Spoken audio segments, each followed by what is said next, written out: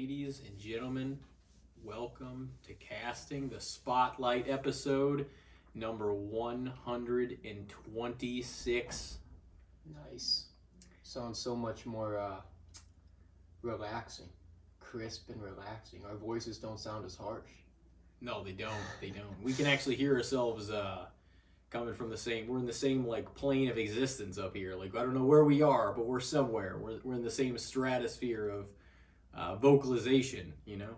Yeah, it's kind of nice to be able to hear your own voice back, though, because then you can tell if you're fucking it up, you know? Yeah, it makes us a lot more aware in a lot of ways. I mean, we got the new equipment, we got the new headsets, like arms, we got the mixer, we got the whole setup going, we got the camera recording us.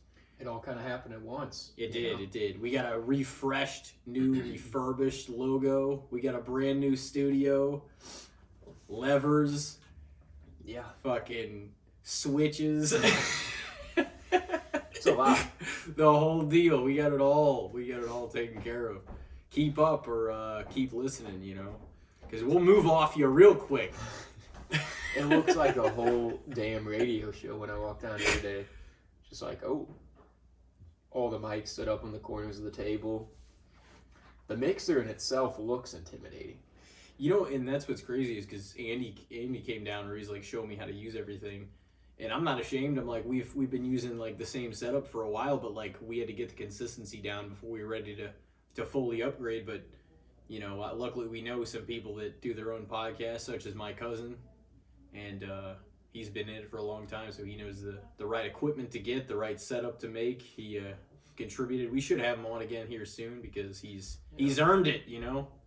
And the equipment, like, not that it was cheap, but, like, it was on the cheaper side for mixers and microphones and stuff like that, but like an efficient cheap, you know? It's not like you're getting garbage. Oh yeah, no, we got good quality stuff. I mean, these mics were not cheap a pop. No, they were I mean, not. It's not cheap, but No. like compared to what it could have been, I was kind of surprised at the price. Oh yeah, well, in his mixer, like whenever he was showing us how to use, you know, his mixer and everything, obviously it's pretty quality and expensive, but he invested a lot of time and money into his setup. He's got his own room for it and everything, which would be nice to have. He even in had one the of our little places. cushions around to like soundproof the room a little bit. Indeed. We don't have the wind socks yet, but we'll throw those over there so T's and P's don't sound like, you know, asses. Yeah, too bad at least. But this is definitely a new era for the podcast. Brand new logo. If you're hearing this, you already see it. It's up there. Yeah, it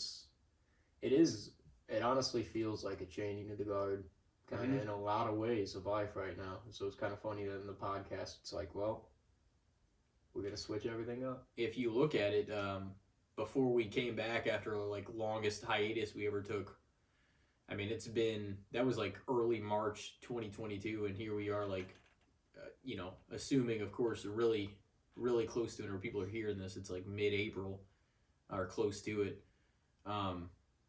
We finally had the consistency down after 2 years. You've been hearing about us talking about it and everything, but in 2 years we put in, I mean, we went from episode 35, which is what we started back with when we kind of, you know, after our hiatus, and tonight's 126, so what is that, like 90 episodes? Yeah.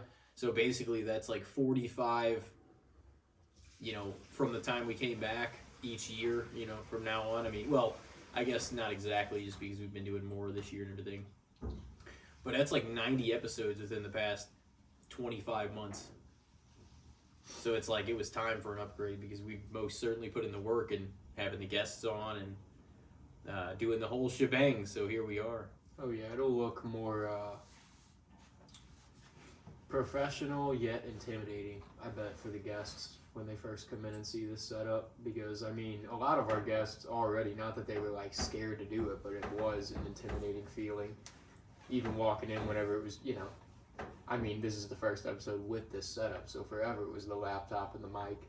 And even then it was like, ooh, I feel like I'm about to go on a radio show. Now you're really going to feel like you're about to go on a radio show. Oh, yeah. Well, like, I feel like putting the headset on, you're in the space like we were talking about at the very beginning and everything. It's just like, it kind of brings a self-awareness that you don't necessarily feel like you always have, because it's easy to get carried away with the universal mic and just kind of feel like you're there in the room talking, which is how we want it to feel. We want it to feel comfortable, like you're in the room talking, but at the same time, it kind of brings it up a level of it might be a little bit intimidating. Like right now, even talking, like it makes you more self-conscious about the words you're saying, because you're trying to speak more clearly, more concisely, more towards a point.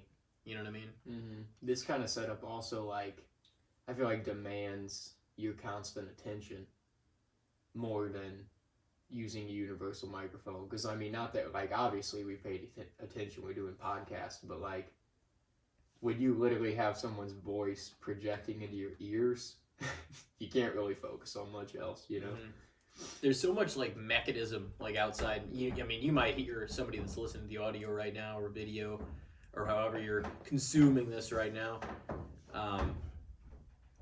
You might hear some outside sounds, but it's so clear and concise for the most part, and you're more locked into every word. You know what I mean? It's pretty cool. It's something. Yeah, I know. It was worth it, though. I mean, I think it was. We're already saying that. We're like literally a few minutes in and getting this started. But they'll definitely pay themselves off, though. For sure. With the use that they're gonna get. And I think it'd be really cool, like, have some people in here, so, they were part of, like, the primitive setup in terms of, not necessarily, obviously, my phone, because we only recorded with a few people before we ended up getting the mic, but, like, even the universal mic, say people that we have never had on a second time, or even people that we still never had on in general. And for all the people we've never had on, it's like, this is going to be their impression, is, like, now, is, like, this setup instead, you know what I mean? So, certainly we've come a long way, but we're not done yet. Not even close. So I sure hope not. I mean, anything could happen, but we're still going while we're here. Oh, yeah. Oh, yeah. We, pretty soon in June, it'll be 5 years since the first time we rolled out and made it official. Yeah, 2019. That's wild. Yeah. I mean, because 2019, in the grand scheme of things, doesn't really feel that long ago. No. I guess it's like the pandemic when it first settled in, not to get carried away into that conversation again. We've talked about that. Oh, yeah. And a million times during all that stuff. But, like, it felt like time stood still in so many ways. And, like, by the time things, maybe the back half of 2021 picked back up, and especially, like, 2022, it felt like time kind of stood still, even though it didn't. So, like, you can't just pass by a year and a half and act like it didn't really exist. Yeah. It's like I think it feels like it stood still because we were all just waiting and waiting and waiting and waiting. But it's like time's actually moving at the same rate, whether you're doing a lot or you're doing very little. There's still a lot of time that's passing you by. And, that was a year and a half, a year, whatever it was, of our 20s. So it's like that's crucial time. Motherfuckers got comfortable. Oh, yeah. Doing all that shit, too. Bro, it's still not bad. I don't know if it'll ever be back to normal. Well, it feels much... People are just like, oh, I'm collecting checks. I don't got to go to work. I feel like still somehow there's a group of people that haven't gone back to work. How? How? It feels... But to me, it feels... I don't want to use the term, like, new normal either, but, like, it feels much more back to what it was, but a more, like, exhilarated form of it, because everybody missed it so bad. So, like, when we came back and everything opened up again, everything was fucking full throttle.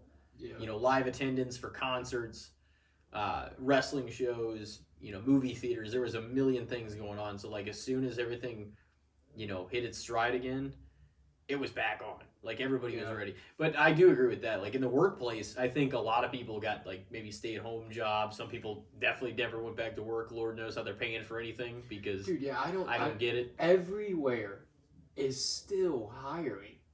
It's like, I don't understand. And I mean, more power to the people that have a office space type of job. That they literally sit in a cubicle and they did it at home for 2 years. And work just as efficiently. They're like, bro, I'm not fucking going back. You're going to make me get this suit and tie on to sit in a fucking cubicle? I can do the same fucking work from my living room. And a lot of like office spaces figured that shit out during the pandemic. So a lot of those workers were just like, I would rather work from home than have to go back and deal with awkward, weird small talk. And I mean, dude, I've never personally worked in one, but I can imagine an office space is just life draining. To just sit in a cubicle, fucking be on the phone, typing your shit for like 8 to 10 hours. That'd be awful. And hats off to the people that do that, because, I mean, I feel like they get a lot of shit. People are, like, especially with my line of work. Like, my line of work's like physical labor. And physical laborers like to act like we got the toughest fucking job. Nobody else's job has anything on ours. And yeah, our job can suck sometimes, but like, dude, I'd much rather be outside, listening to shit all day, working at my pace, than like getting a stack of papers on my desk in the morning and being like, oh, this is what you gotta accomplish today. We need you to call all these people. And you're just stuck in a fucking chair with a phone and a computer for 8 hours.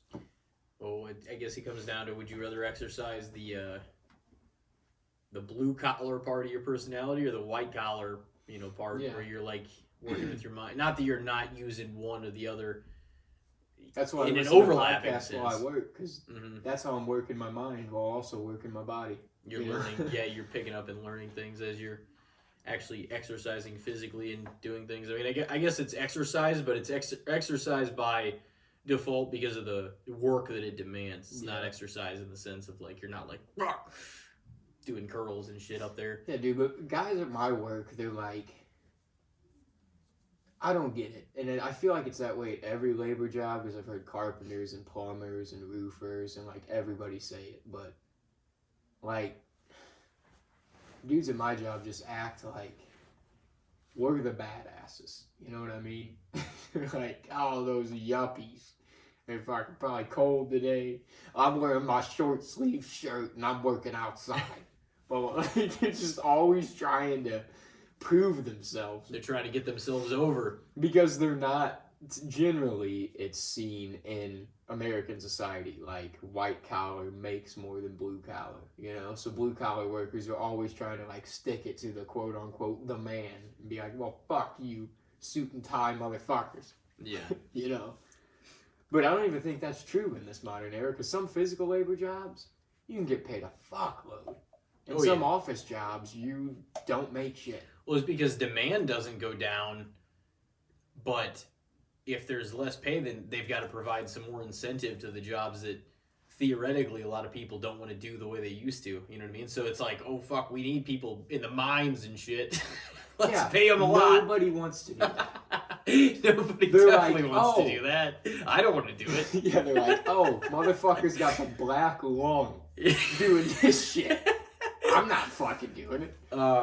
Speaking of people getting over, though, so it was a big weekend. It was a big weekend. Last time we checked in, it was a more concentrated, I guess, it's really to our audience in general, but some of the episodes we cater towards our wrestling niche audience more than anything else. I feel like we have our niche: horror, wrestling, Star Wars, Walking Dead. Like, I feel like certain episodes are just catered towards those things. We like edgy content, though. You know what I mean? We like a lot of that stuff. Yeah, like it's Tyler pointed that out to me, our good buddy, like when he was up here last, because he's like, you're like a fanatic for like horror and pro wrestling, which are two very violent things. Mm-hmm. He's like, but you're like one of the chillest, nicest people I ever met. I'm like, yeah, I mean, I try, but I feel like that's how I get it out, They give you the fix. Yeah. No sense of being, erratic and too nuts if you can consume content that gives you everything you need to know, Yeah, but they scratch that itch. Not that I'm like looking to murder anybody, but they scratch that itch for like violent content. You know what I mean? I would say, as far as wrestling goes, I mean, coming off the biggest show of the entire year in any company, WrestleMania. I feel like for the most part we did a pretty good job at calling it. Not that it makes it better or worse calling, because to be honest with you, I don't want to be able to call every single match right because I want to be shocked and I want to be surprised by what happens. And I mean, that's the thing. Even like with the Damian Priest cash in, like, even though I kind of called that, I didn't call it correctly, but I called that it would probably happen that match if it was going to happen. It was still shocking when it happened. Mm-hmm. You know what I mean? Well, because he carries it all throughout the year, and like most of the time, like ironically, even though it's the biggest stage you can cash in at, most people don't cash in at WrestleMania. It was only Seth up to that point. Yeah.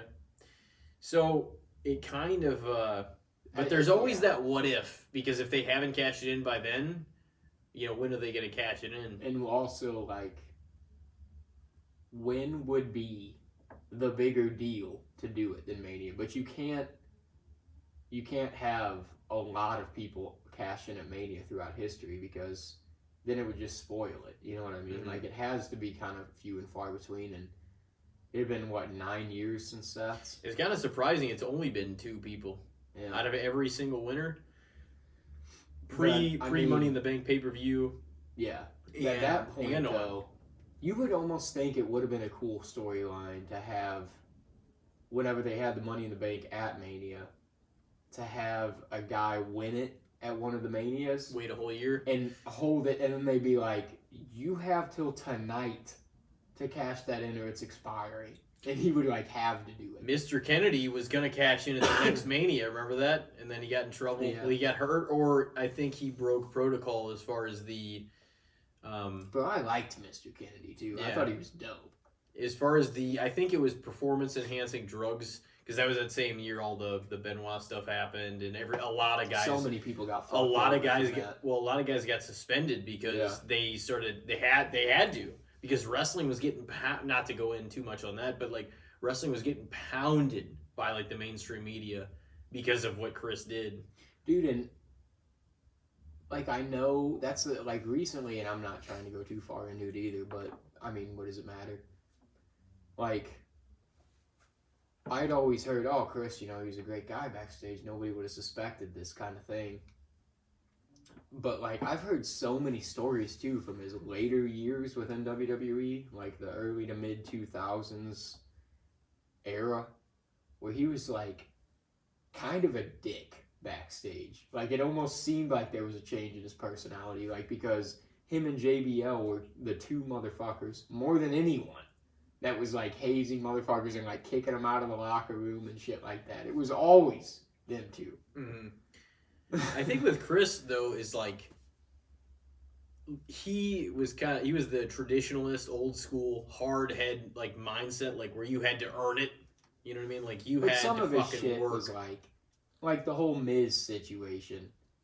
Like, bro, you're really gonna kick this motherfucker out of the locker room for he said she said that you got fucking chicken crumbs on somebody's bag, and you're like, that's it. You're out of the fucking locker room. Like, all right, I guess. I mean, maybe didn't think Miz was too legitimate. There was also that, because I've also heard that side of the story that like the Divas contest, they had like the winner of this is gonna get a contract, and they had the Tough Enough, like for the men, like the winners of that would get a contract. That like those men and women had no respect from the locker room when they got signed, because they're like, you didn't go through the trials and tribulations, you didn't fucking work the road for a decade, like you just got a contract, so we're gonna haze the shit out of you now. Most of them that won those contests and got on there, the women or the men, or like the Tough Enough thing, like most of them did not last and have a successful, like Mandy Rose, whenever she was Amanda on, what the hell was that? That was Tough Enough, I think. That was Tough Enough. It was she didn't even last that long, but it looked like, and I mean, I guess one of the reasons is because, she's, a lot of people were like, okay, she's attractive and this and, but it's like that is a trait that can also be attributed to having star power, because like people are going to be drawn to you, You've got something. Mm-hmm. You know what I mean? It doesn't always mean that you have charisma or you have, but it depends if you can sustain it. But then she later proved that she had it, and people were like, it got over with, like, whenever she won the NXT title and she had that reign and everything else.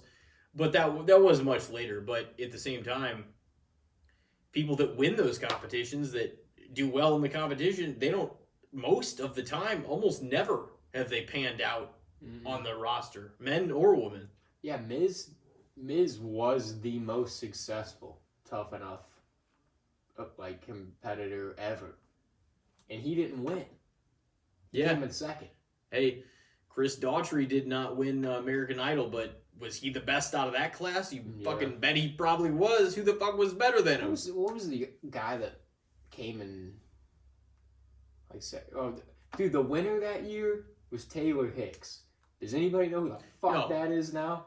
And what did he do? You realize how many people put over Chris Daughtry's voice, and everybody, it's one of the best voices like I've probably ever heard. Yeah. And dude, yeah, people he's a great lead said singer. Like because he got kicked off like third, like you didn't even make it to the final two.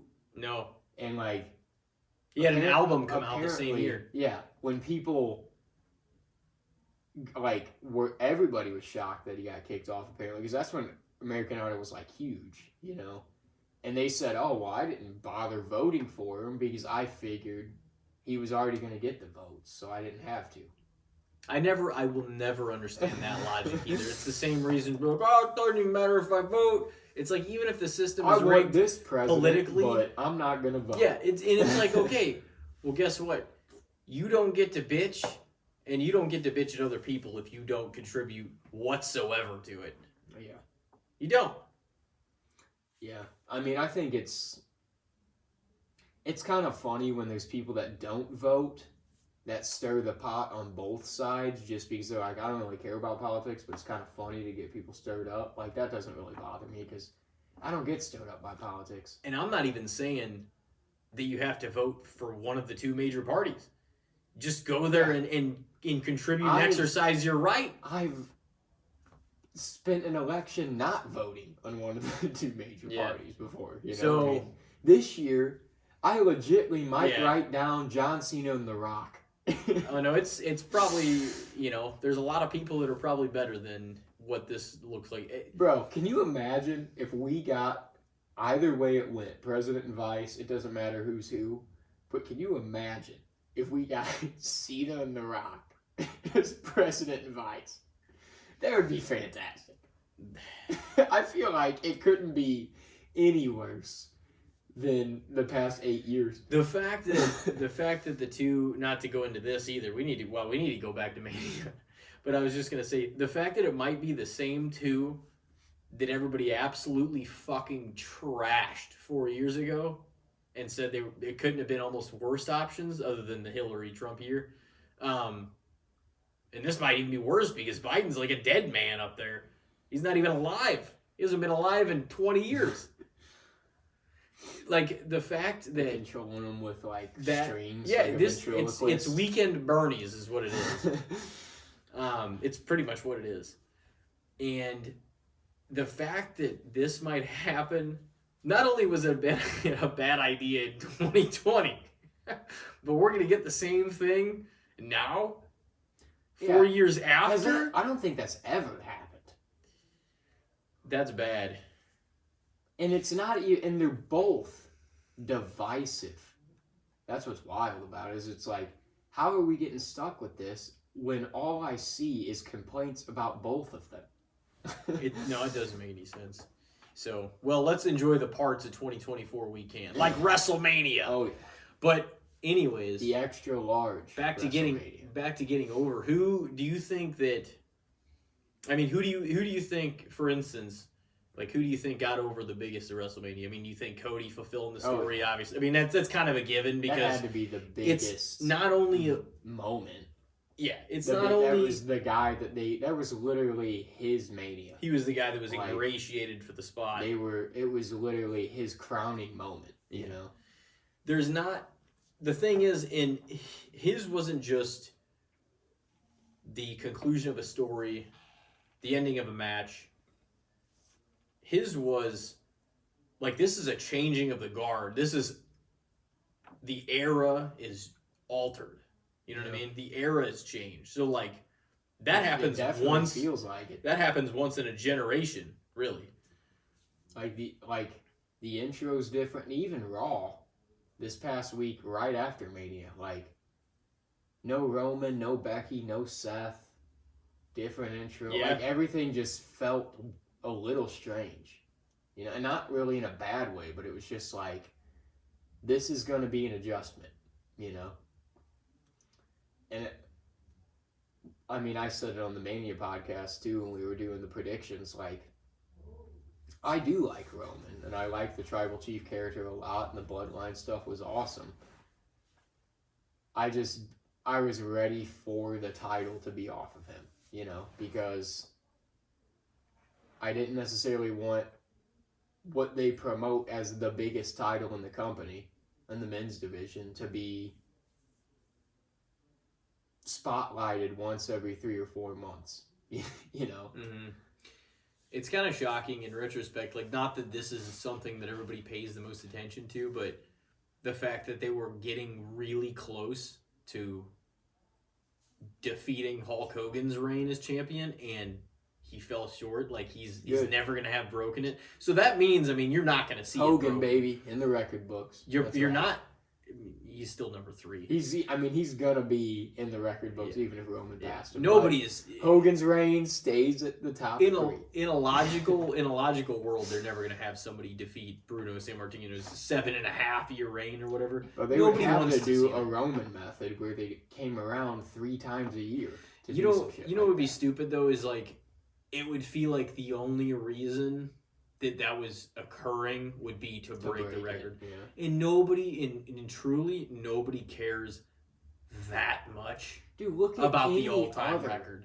They just don't. I mean, a lot of them do get broken eventually, but, like, dude, there's still, if they were going to have done records in sports from the fucking 30s and 40s and 50s, you know what I mean? Like, if they were going to have done it, having a champion like Roman was through the pandemic era would have been your chance, because that bought you that would have been a solid year and a half that just, it was almost swept away because that was almost just granted to you. I feel like maybe they would have put it on him earlier, but, like, he also had the chemo situation and, like, leukemia and all that stuff, so that could have even stunted starting his title reign. You know, and they probably didn't even plan on it going this long because they didn't know how over the character was going to get, and ended up getting over as the Tribal Chief. And he got cheered for that, but then whenever he was being forced into spots, his WWE, like, legends like documentaries that they do with A&E, it was really well done. I mean, they did really hype him and act like, you know, and I'm still not completely sold. Like, people do show up for Roman Reigns, but, you know, the first half of his career essentially was still him just being forced down the throat of a lot of people. And I mean, I didn't even hate Roman by any means, but I also understood not necessarily taking to immediately getting another guy. Like, there was no choice from the crowd. Like, I did not like this is your guy. That it wasn't organic the way the guy had always been presented the last 25 years before that. You know what I mean? Yeah, they almost felt like they were getting, and I love the guy, but they almost felt like they were getting another Cena right after Cena's run, you know? But Cena was organic. Cena was... Originally. Cena was, you know what I'm saying? I mean, like, and eventually... And it kind of makes you appreciate him. Like, the less he was there, you're like, not that we didn't whenever he was there, and I know you were obviously a huge fan, but, like, it also just made you realize, as he started appearing less and less, that not only was he not there as much, but that's a big hole to fill. You know what I mean? I mean, he was the man for a decade. But, you know, nobody outworked him. So, like, in retrospect... Should anybody have been able to take that spot? If you can't take it from him, I don't know. And I don't know if anybody would have organically took it from him. It took him stepping back and not being as much of a forefront character on the weekly show for somebody to come in and be the face, you know, like one of my favorite lines of all time. It was like fall 2017, whenever him and Roman had that promo. I think you remember exactly which one I'm talking about, leading to their No Mercy match, which I still think Cena should have beat him because that was before Roman was. I know they were trying to get him over, but I think they should have had him earn it. They should have Roman. I think should have won their second one because Cena's still never beaten him one-on-one. But I think it should have been. I don't think it would have buried him because he was still pretty inexperienced, and even Cena called him out on his promos because Roman stalled. He didn't know exactly what to say. This is after they gave him the Taker Mania victory. Yeah. And everything, and like he was still halted. Cena stopped him in his tracks, and he didn't even know what to say on the mic. And he's just like, "It's a promo, son. You're gonna have to learn how to do it if you want to be the big dog." And he's like, you know, and you blame me. He says, you blame me for sticking around and not being able to like give it up to the next generation. Oh, you're a shark. You attack. You know, you take it from everybody, and this and that, and this and that. And Cena's like, I'm gonna level with you. I haven't main evented WrestleMania in 5 years. I was the opening match of SummerSlam. He's like, well, let's break it down to brass tacks, like essentially. And he's just like, I'm still here because you can't do your job. And that was one of my favorite lines of all time. Like, I fucking love that. Because truly cut him apart in that promo. If he could, he fucking destroyed him. That's the thing about Cena, too, that I've noticed in his veteran years of his career is, like, the younger talent he gets in rivalries with, like, he fucking loses all of them, which is horseshit. I hate that. But he also, like, it feels real when he's cutting these promos on these guys in the ring. Like, he's literally like, this is your test. Do you really have what it takes to be able to stand in here and be able to do this shit, week to week and be one of the guys, Like, he like, Theory, too, even, just last year at Mania, like, he ripped him the fuck apart on the mic. Yeah. It's just, they gotta handle it, Like, he basically shoved in Theory's face, like, what is your entity? Like, just coming out here and, your body, your muscles, you might look good, but, like, who are you? Yeah. And why should anybody care? Yeah. You know what I mean? It's like nobody still really knows you or gives a damn about you. And that's the thing. And, like, that's what I really liked because at that time, especially in they do it more nowadays in, like, the 2020s and up to present day than they used to.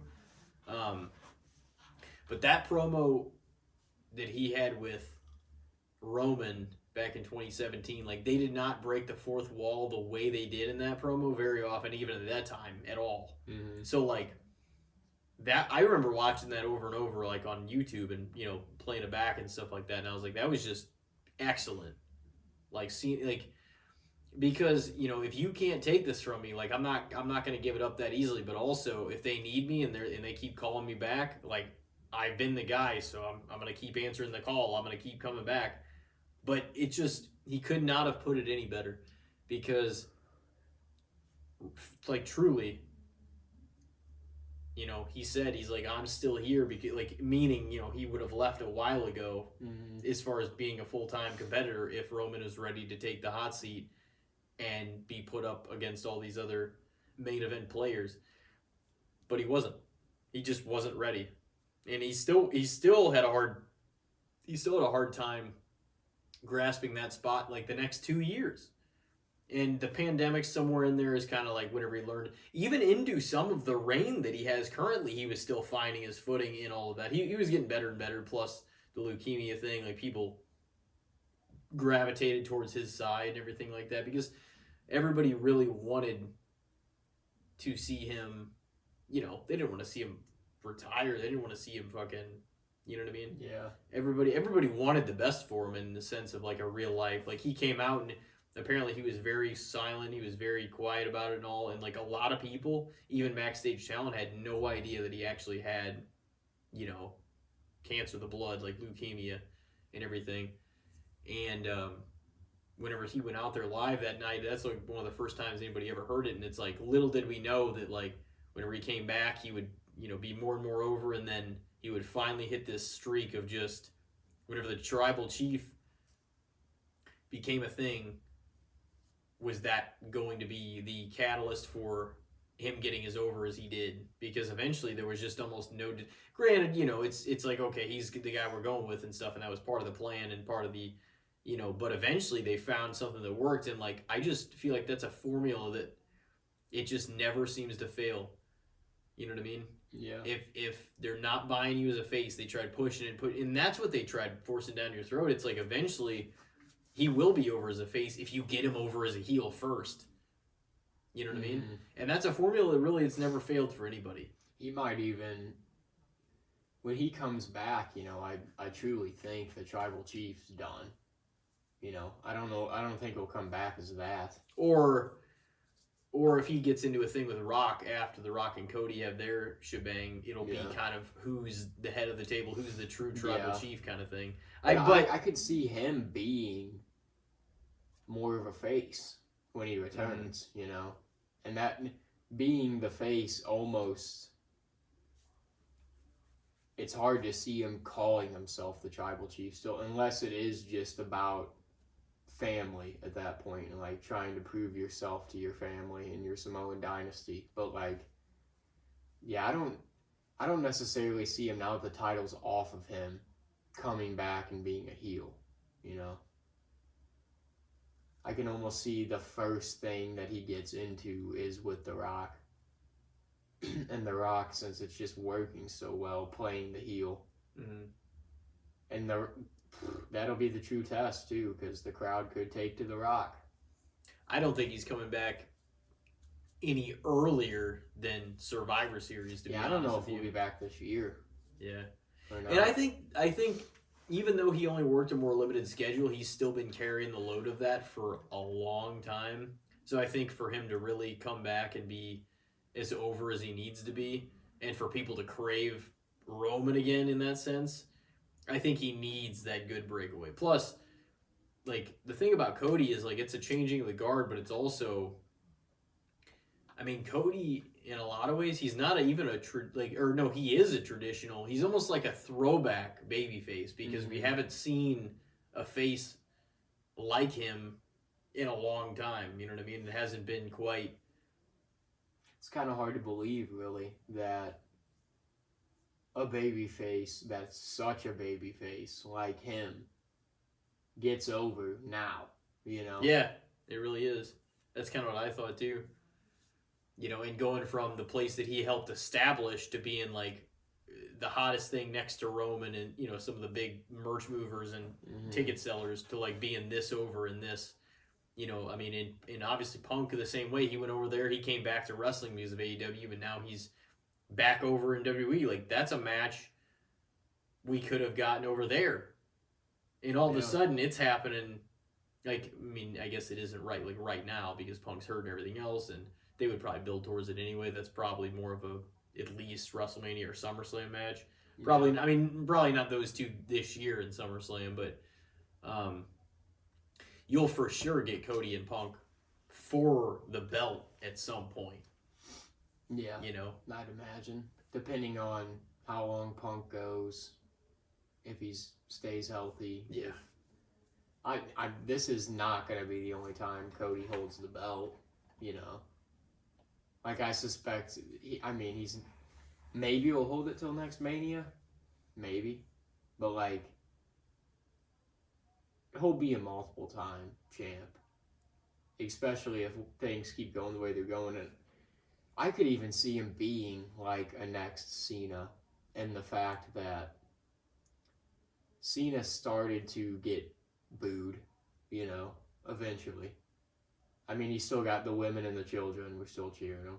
But, like, the 40-year-old wrestling fan that's been watching for 30 years, it's like, fuck this. They wanted to see him get over, but they're not in it for the long haul. So I could see Cody being similar, but I could also see him being similar in the way John handled it. especially now in WWE where you can see the metrics a little more. Like the reason John didn't want to change heel ever is because he was the number one merch seller, even if he was getting booed. He had all the Make-A-Wish stuff going on. He was still the spokesperson for the company that did all the public appearances. You know, he was the kid's hero. And I feel like all those qualities fit Cody. To where, like, even if Cody were to start getting sort of a mixed reaction or people were starting to kind of, oh, okay, we're going to see this again, you know, like, I could see him not necessarily, or the company too, not necessarily wanting to turn him heel if he was still the kid's favorite and still a top merch seller and still such a good spokesperson for the company. You know? Like, seeing Cody as a heel in this era would be strange. Because he is the most over babyface in so long. I think a large part of it is, and I think that was maybe Cena's downfall at some point. Maybe not downfall, it's a kind of a strong word because he didn't really have that for a very long time. And I wouldn't even necessarily call it that, but whenever people started kind of turning away from him maybe, was when he started feeling short of antagonists to thwart him, challenge him, face him, because he just started, you know, he was eventually beating and overcoming everyone. Yeah. And it's like when there's not compelling bad guys to face the, you know, to face the face champion, the babyface champion, you kind of lose interest in some of the stories, or it feels like he always goes over and there's no adversity left for him to face. Mm-hmm. Like, as long as there's adversity, it's easy to get behind the babyface. You know what I mean? Yeah. As long as there's something to overcome. But I mean, you got 6 months to a year worth of quality heels. I feel like for Cody to face, and that's only in this reign. And I feel like, I mean, if they tried going a marathon with it again, that would create an issue eventually. But you got people like Randy Orton, who, you know, he loves, you has history with, but he can lean into being a heel even if he doesn't fully turn heel. You know what I'm saying? He can play a heel even if he stays face. You know what I mean? But you got Drew, you got Gunther, you got who's now unseated thanks to Sammy's victory over him, which is a match that I did call wrong. I will say, called myself out on air. That was still just overall. Most people say it was the match of night one, and the wrestling, and the story in the ring. Like, I might be in the minority, but man, that might have been because I went and watched a lot of those matches over again. That still might be my match of the weekend, like, for overall just wrestling quality. I'm like, damn, it was a great story. Sammy's great at producing emotion in the ring. He's literally like the best underdog the company has right now. I feel like 2 years in a row, he's delivered a compelling banger of a Mania match.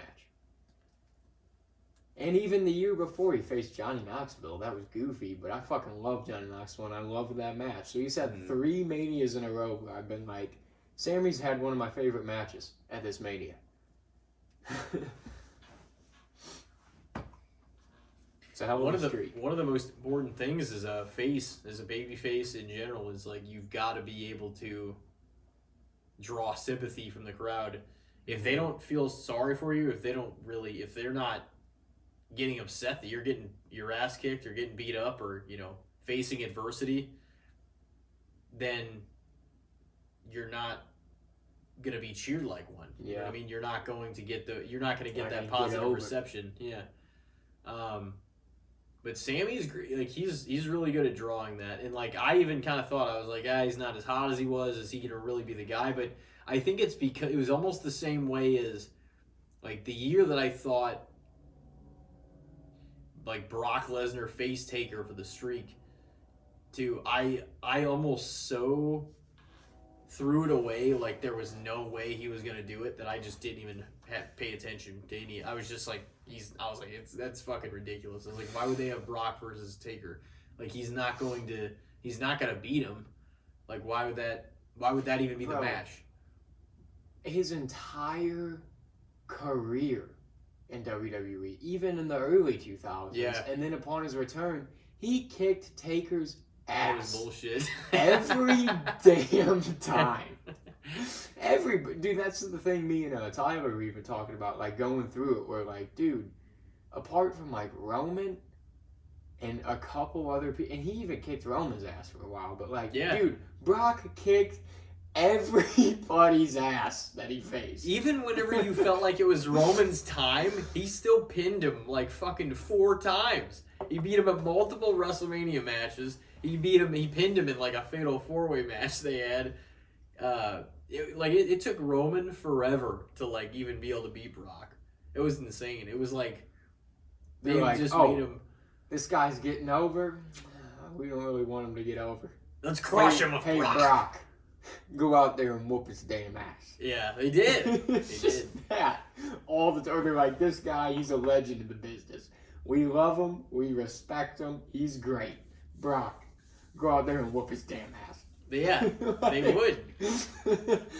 They would have him just beat these legends to a bloody pulp. The young guys, the legends, anybody.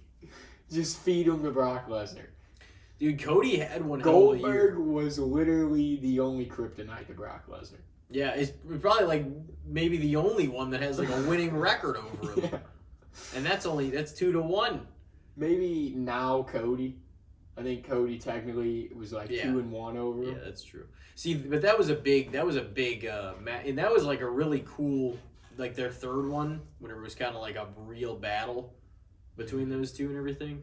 I mean, their whole series was good, but you knew the second, if it was going to go 3, it's like Brock's got to get 1, like for this to remain credible. You know what I mean? And logically so too. He's Brock Lesnar. He's fucking beating everybody. He's whooped like Angle's damn ass too. Whenever he was there, and him and Angle had some great matches together. Dude, yeah, like, and I don't even not like Brock Lesnar, but like me and Tyler were joking about, like, we were just laughing about how many times he's just been the guy to thwart everything. Where they're just like, oh yeah, Kofi Mania, that was fun, the crowd, they got their moment. Brock, it's done. Go out there and whoop his damn ass. Yeah. It's almost weird because he's the guy thrown under the bus. Like, they're like, hey, who can take this heat? They're like looking around and shit at the locker room. They're like, yeah, nobody can. But they're like, yeah, people hate Brock. There's already people that don't like Brock. Just have them go out there and kill him. So they would just have Brock. You ended the streak already. You're gonna, dude. The one victory Taker got on him was like a fucking faulty finish. That was nonsense. Like the one time they let Taker beat him, it was like a bullshit finish. You couldn't give Undertaker a clean victory over him. Why? Yeah, I didn't understand that either. And Cena got that clean victory over him, but again, Cena took an ass beating the majority of the match. Yeah, and then at SummerSlam that same year, he squashed killed him. Squashed so it was him. Like, yeah. He fucking left Orton a bloody pulp. I wasn't a big fan of that SummerSlam. 2014. I'm trying to remember what even else was on the card. I think it was like the Bellas face each other, or maybe it was Stephanie McMahon over. Maybe that was the Brie year. I'm not sure. That was 2014 that all that went down. Mm-hmm. Yeah, I was trying to remember if that was 14 or 15. No, 15. Yeah. 15 was Taker and Brock. Yeah, because 14 at Mania, that was, and then like a little before that. No, that pay-per-view that Seth.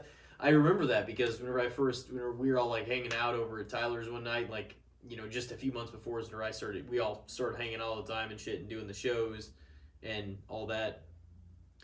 We were like, are they going to cut Rollins' reign short already, or what's going to happen? Because none of us could figure out. That was the Cena. They were being Rollins, they were presenting it like Brock was Brock and he was killing everybody, but Rollins was in the middle of this reign that he still was finding a way to like overcome everybody. And he was like a heel, but it's like how we couldn't figure out how they were going to go at the main event. And it ended up being a no contest because Taker came out. That was the show me, Tyler, and Nick were there live because Battleground was in St. Louis that year. Yeah. Because I remember being like one of the only people that was like, let's go Rollins! Yeah. No, everybody was like, that's cute, but that's not going to happen. I mean, he had, a couple flurries of offense, but once again, like, dude, especially in that era, like, still now, but, like, he's more of a vet now, so, I mean, he hasn't been around in a while, because whatever. But, I mean, apparently he's still on the roster, because I don't know if you saw that Triple H said after Mania, he's like, oh, no, Brock's still here. He's just gone, being Brock, Mm-hmm. But he's on his farm. that was the era, especially upon his return through like 2017, he was just fucking murdering people. From like 2012 through 2017, he was just mowing people down. Well, that one WrestleMania where he faced, or where Rollins faced, it was the 35, wasn't it? Whenever he took the belt off him in like the opening match. 18 or 19? That was like 19. 35, yeah. Because 18 was the Mania that me and Stevens were like, oh, he's gonna fucking beat Roman's gonna go over him first. Like, we were certain of it. Would have bet $200 on it. Yeah. Even at the time. And it's just like, the end of the show, like, I remember Stevens just like, what the fuck? Like, he gave him like multiple F5s and just ended the match 1, 2, 3. We're like, what? We're like, oh, Vince is just like, that's my fucking boy. Yeah. The run that I wanted to give him in 2003, he's gonna get it now. He did. He ended up getting that run. Yeah. And what's crazy is, I mean, he came back and like ratings went up as far as every show he was on because, I mean, he sold tickets. Yeah, all that UFC experience. And like, Brock Lesnar is undoubtedly a name. Yeah. He's probably the best athlete of all time that came out of Minnesota. Who's better? Off the top of my head, I don't know. I'd have to look it up. But yeah, he's a hell of an athlete. Like, his literal athletic prowess is pretty tremendous. And I mean, I love Brock as a spectacle, Like, as a spectacle in the ring, he is like, if Brock Lesnar matches on a pay-per-view, I'm interested. I'm like, oh shit, how's this gonna go? But it's you know what you're getting, especially with the second run of Brock. The first run of Brock, he put it out a lot more. He threw caution to the wind a little more. The second era of Brock, you know what you're going to get in these matches. Like, even if it is the guy beats him in the end, he's going to get fucking German suplex 30 times and F5 10 times, whatever the hell, Like, it's going to be the same shit most of the time in every match that Brock's in. I don't even know if he ever tried another shooting star press after that one on Angle that he kind of fucked up his neck. Yeah, landed on his head. It appeared like he did. Yeah, that was a little rough. He another match in his second run though that was so good, and me and Tyler were live for, was the Survivor Series in LA in 2018 when he faced Daniel Bryan. I was expecting that to be a lot more of like a one-sided kind of ass kicking.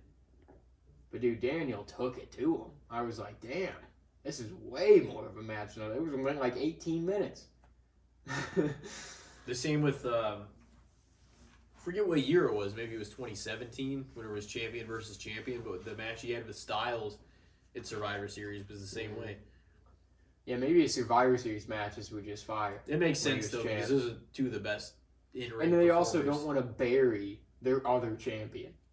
You know what I mean? Well, so they gotta make them look good. It would be kind of foolish to do that because it'd be like, okay, so you're telling me top champion versus top champion, and we're gonna have the one champion just squash the other. You're telling me that this show is a lot fucking weaker.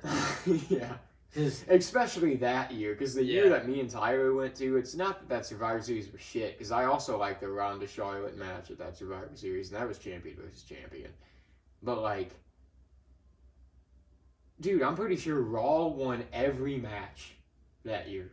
So it just made it kind of like, well, this is fucking kind of shitty at a certain point, because you were like 4 matches in and Raw was up 4-0. You're like, I don't even think SmackDown's going to win a match. I don't even think that I like the SmackDown guy more in this match, but I'm kind of rooting for her. Because I just want SmackDown to get something. Yeah.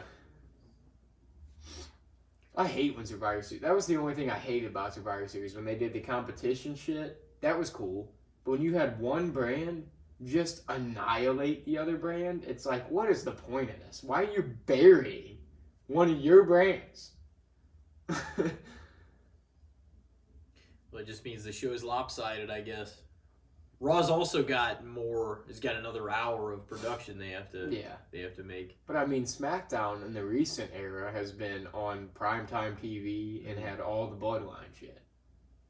So it was seen as one of the bigger shows, but now, come soon, it might be different. Unless SmackDown also gets the deal to sign with Netflix, like Raw might be the bigger show once Raw goes to Netflix. That's what I was thinking about that just today. I was like, I think Cody's gonna stay on Raw with the world title whenever they do this draft in a few weeks. Yeah. Because that's where a lot of the guys are, and I do think that gives him a lot to sink his teeth into, you know. I think so too. There's more in honestly, first and foremost, because they're going to be going into this time with the Netflix thing, and that's a huge part of it too, to be honest. Is the Judgment Day? That's the hard part, though. Is the Judgment Day going to go to SmackDown? And if the Judgment Day goes to SmackDown, then Bayley has to come to Raw to even things out. Mm-hmm. So. Well, that's part of it, though. They're going to shake things up because they're going to have to. Yeah. So maybe the Judgment Day won't even be officially broken up in that sense, but maybe they're going to have to be because some of the people might have to go over there. Or that's what I was wondering too, because last year, the Judgment Day when they did the draft, the Judgment Day got drafted as one unit. It was just the Judgment Day goes to Raw.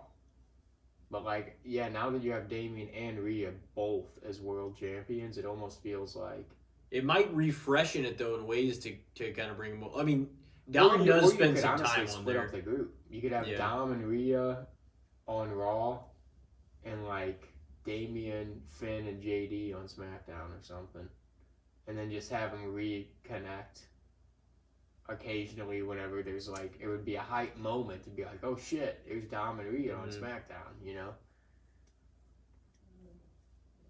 Shit, should we take a break, you think? Yeah, we might as well. There's a lot more Mania to talk and good, the bad, and the shits. Oh yeah. Wrestling to Wrestling go over. Edition. Yeah, Wrestling Edition for sure. On the WrestleMania 40 Fallout. It's also the first one with the new production, so yeah. Hopefully everybody sticks with us. We got plenty more to come. Yep. We will see you all in a moment. Well, let's continue with the good, the bad, and the shits. Hell yeah. First round with this new setup, huh? Yeah. Let's get it going here. Still talking over the WrestleMania 40 Fallout. Hope everybody's sticking with us. I know you're all big wrestling fans out there. I mean, I feel like a decent number of our audience probably is at this point. Should I go first, I guess? Oh, yeah. See what you got. All right. Well, her match at Mania was undoubtedly probably more for the Bayley story. But what's your feelings on Io Sky or Io Shirai? Whatever you'd like to call her as, because I feel like still, even though she had a hell of a run with the belt, I feel like she's still criminally underrated. You think? Yeah. She's so damn good in the ring. Who are some of the opponents she's defeated during her reign? Do you remember? Looking back at it now, that was the thing that was the problem with her reign too. I mean, Rhea's was sort of the same way, but Rhea, you can name some of her opponents. Like Io, I just feel like her reign was a little under the radar for the most part. Like it didn't feel like it was really promoted to, the lengths of some of the titles. But regardless, she still held that thing for, I don't even remember when she cashed in at this point. But it was quite a while ago. What we got here? Because she had held it, I think, 280 days, roughly, to the time that she... Yeah, May 8th is when she cashed in. 2023. Or whether August 5th, they have the shit backwards. Or was May 8th the day that she won it? No, it was In just, August. they had it 5-8 instead of 8-5. But then when I looked at when she lost it, it was 7-4. So I was like, she lost it April 7th. So that would have to mean that she won it August 5th. Yeah, because, well, that's also the only way the dates would match up, probably, too, because May 8th last year was not 280 days ago. Wouldn't make sense. Yeah, I feel like, though, man, she's a hell of a wrestler. Mhm. Like, I almost, she's quickly rose up on one of my favorite women's wrestlers on the roster in WWE currently. I just hope that she doesn't fall into obsoleteness now that she lost the belt, you know? Mm-hmm. That's the problem a lot with, your champions that finally get, like, a good run. Like, sometimes they don't really recapture the same magic. Like, I'm hoping this will actually end up being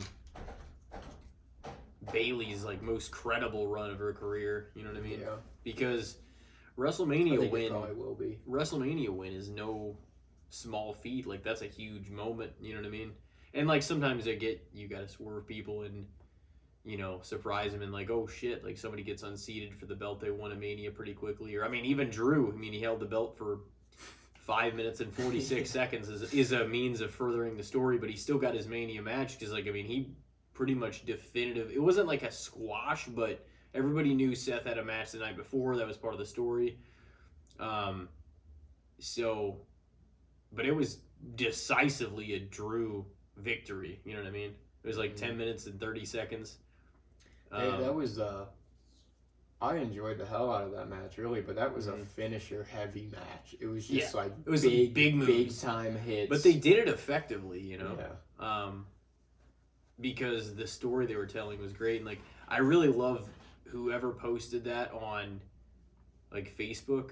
I know obviously the original question's about EO, but while we're on the subject of Mania, some of the stuff we didn't get to talk about as much so far. Just talking about the whole timeline of, like, Roman, whenever he had the chair, he could have slapped Cody with it, but instead he chose Seth because it was part of a long-term, revenge arc and everything. And, and Rollins Seth has played those mind games with him time and time again because, even when we went to the Rumble, Rollins came out in his Shield gear, into the Shield music when he faced Roman because he knows that still fucks with him. Well, Seth even said that he was going to be Cody's Shield, and he lost everything in the process of trying to right his wrong and redeem, feeling guilty about creating the monster that was Roman Reigns after just a reign of tyranny. Just that's fucking some horse shit, man. They buried my boy at WrestleMania. He's got Mania wins though. He's got some big moments. That was not. I don't think thing, though. That was a huge Mania for him. Yeah, he was in a fucking main event, but, like, I think it was. He still got just. I don't think he got buried at all. No, he'll come back and be a big deal. Everything he contributed to WrestleMania was part of a larger story arc too. Yeah. But I'm just like, one of the other reasons is because he had those lingering issues. I mean, that obviously if he was in good health, that wouldn't have been the decision of how they went with it. I heard he came back out after losing the belt, after basically him to protect Cody, and even they did a great job at layering the story in the sense of, like, him saying that he was going to do this for Cody even though he didn't have to because he felt partially responsible for it for way back then. They kind of interlayered the whole story with that again, even though it's been part of the whole story the whole time anyway. The Shield breaking up and the Shield getting back together and then breaking up again and kind of putting that, just that separation between them, And he did everything he did to, like, right his wrong, and, like, even though it cost him everything, Cody still ended up winning at the end. You know what I mean? And, like, being a rival and having those hellacious matches with Cody, like, it made a lot of sense. Like, for somebody that lost both his Mania matches, though, he came out looking a hell of a lot better than he could have because, I mean, one of the other reasons is because he's got to go away. So, like, he'll come back, I'm sure, as strong as ever when he finally does. But it made sense because it's going to further the Drew Punk story, which is the larger story, anyways, at this point. And, Cody got his huge moment and defeated Roman. And, like, Seth was at the center, like, no, I shouldn't say at the center, but, like, I mean, he was one of the essential pieces of the puzzle in both stories. And now he's got to go away, but he would have to anyways because he's got injuries to recover from. He's got surgery. I heard, and that's what I thought. He had to get surgery. I heard some source saying online. I think he's got a knee we and a expect back him issue. to be out 4 to 5 weeks. I was like, I feel like it's gonna be longer than that. Yeah, because they could have figured that out on TV and just kept him, you know what I'm saying? He could have showed up here and there and stuff and like been fine. I guarantee it's gonna be longer than that. It's probably 4 to 6 months. That's what I thought. I would imagine that too. I feel like he's not coming back till like SummerSlam time. Yeah, but I guess we'll see. For sure, I can see that. It's like maybe a few weeks or just random Raw or SmackDown or whatever. It could even be Survivor Series shit, but 4 to 6 weeks seems like pretty early wish for a return. Yeah, I don't know. Because if that's the case, why even write him off TV?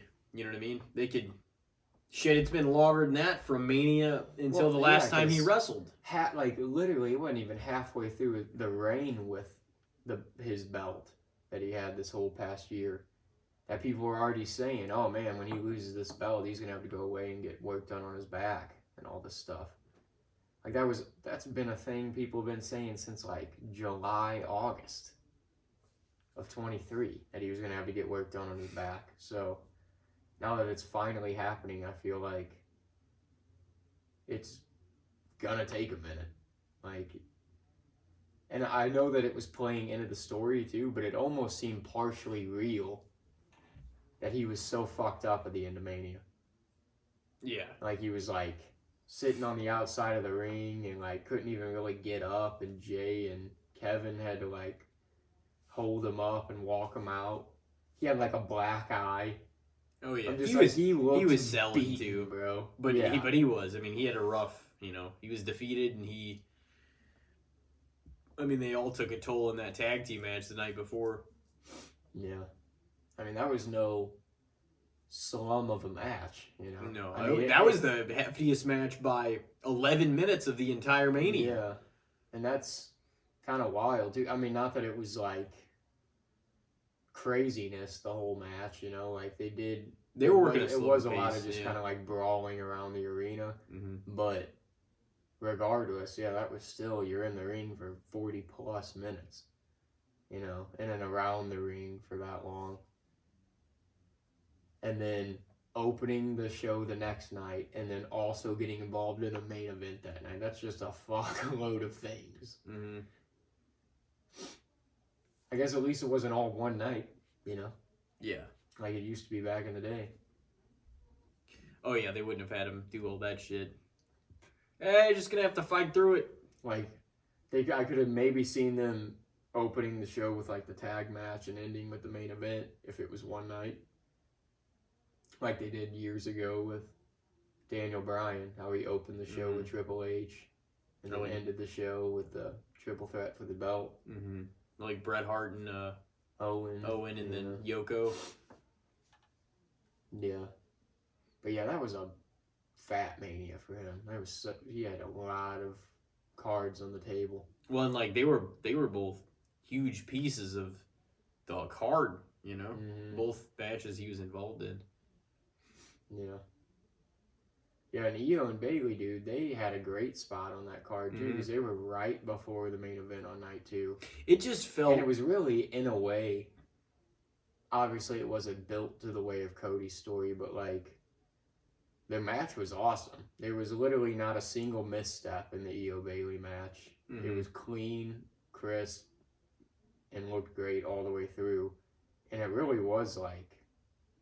That was the culmination of Bayley's story. You know, she finished her story at Mania 2 pretty much by conquering Damage Control and her past demons. How long has it been since has there been a single year that both the men and women won their Rumbles and won the titles at Mania? Yeah, I don't know.